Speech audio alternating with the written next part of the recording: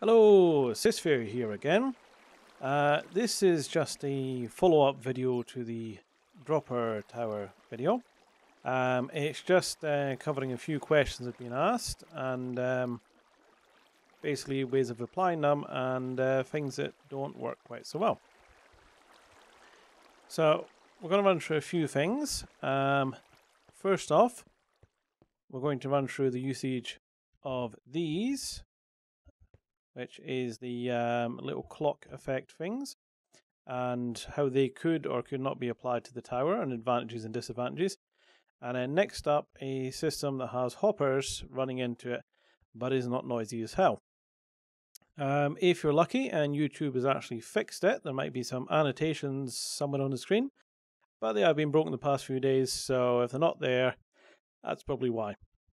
Anyway, first off, these. Now, previous snapshots, you could pop one of these behind something and say dispense or drop or whatever, and it would activate it itself with a torch here.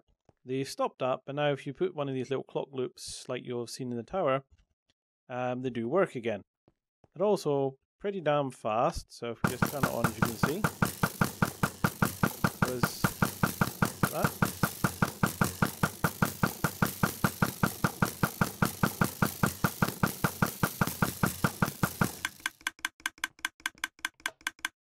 So each dispenser emptied 64 arrows.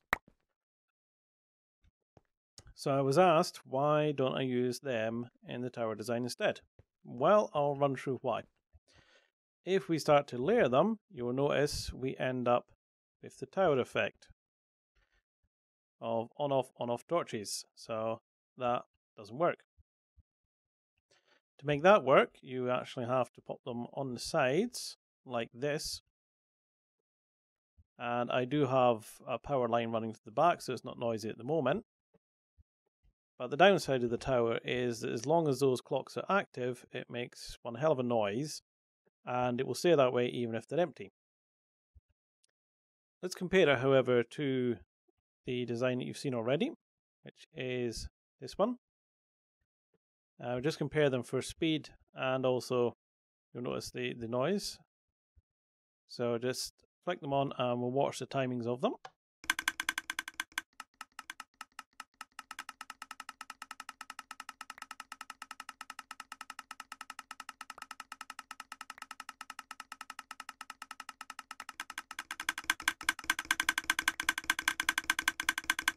There we go.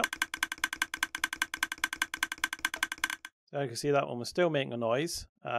This line was just to supply the power to that and to stop this one running automatically. But yes, items did get up faster, but if you notice, the spitting out time was pretty much identical. So I'd say that's still a win for this design. Slightly slower getting them to the top, but spits them out at the same rate and is quieter. Obviously, this one's noisy because it's running on full auto. If we make it into detect one, we kind of end up with this monstrosity where we have to start rotating it around itself. This also means it can't be built into walls because of this. And if we've added this self-activation system to it, we'll just see how that does now that it's self-activating.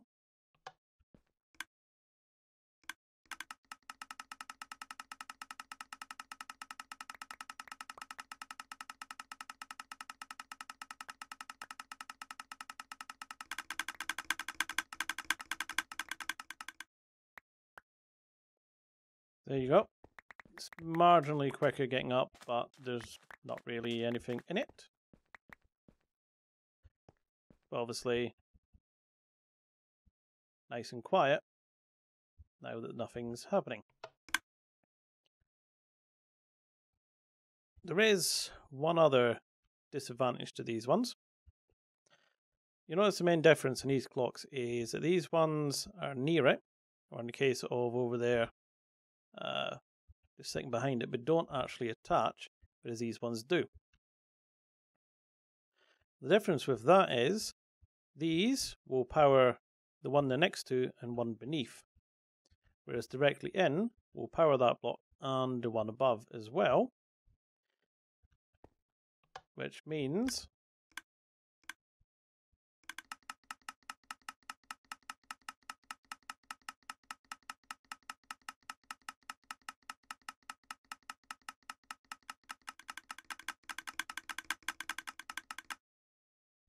if we look in here, they're all trapped in the top of this one.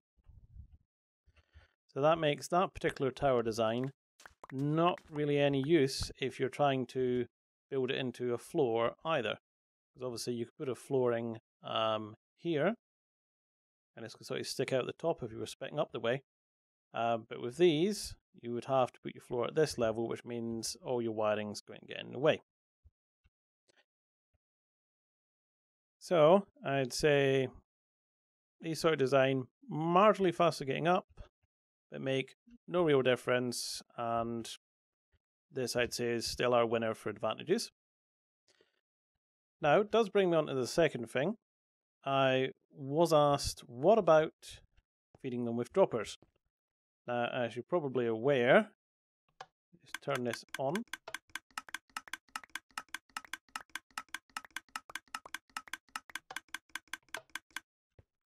Lots and lots of horrible clicks, as these can be set to dispense faster than droppers can put things in it. So if you were feeding a dropper into one of these towers, it's going to run for quite a while and make a horrendous noise. Well, there is sort of a way around that as well. I just have this little setup here. Now I'll show you, I'm running various droppers down, and all of them I have these comparators running out of. Now, there does seem to be a bug with them at the moment, as not all the hoppers are reporting that something's passing through them. Some say there always is, and some are flashing.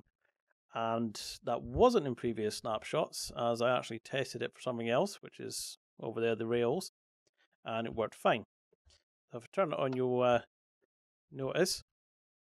So I'm getting output, that one's not. A couple on there, 3 there, 1 there, 4 there. If you sort of break and re-add these, you can end up with them flashing or changing to off. Reloading Minecraft can affect it and everything. But it is using that actually enables the quieter vertical one that I'll show you in a minute. Now, this is to demonstrate what actually gets used in here. Just turn that on. For some reason, I haven't quite figured out why, but it seems that no matter how many times I try, one that is too beneath a chest and going across always gives an output. So at the moment, they seem to be reliable. I've tried them in different places. Obviously, as you can see, different directions here. So we just turn that back off. And that's what makes our little tower here possible. So there's our chest, this one. If you just listen carefully, and you'll see how noisy this actually is.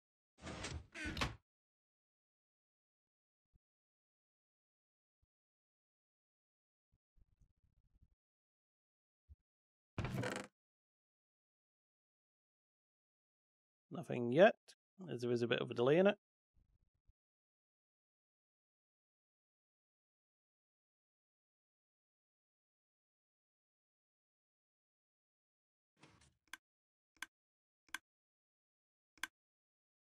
There we go.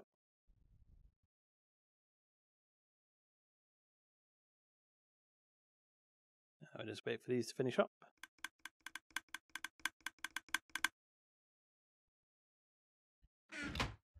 So only a few clicks at the beginning, a few at the end. Bit of a delay getting up, but it does make it much quieter if you want to build it. So, what's going on? Well, down here, as it says, we have our 1, 2 underneath the chest. Outputs the comparator and sends our signal down here. Now, this is our tower. The tower is always on, so it's self-activating, but it's only on if this circuit is complete. So when an item is detected in here, this comes round, pulls down the piston, which deactivates it. So these will fill up this bottom one here, which means they won't go click click because there's nothing in them. They're nice and full. Once there's nothing in there, this goes back up and the system runs. So in exchange for having a small delay in the system, which is obviously depending how many items actually you put in here, you can then have it, other than a few clicks, or like 4 or so at the beginning there and a few overlapping ones at the end, it's really, really quiet. But there you go. I'm also going to put a copy of this area into the description of the video, so you can have a little play around with it, see if you can break it yourself, and see if it's just me that seems to have the working ones too between the chests, or if this is a common thing. But that's everything. So thanks for watching, and bye bye.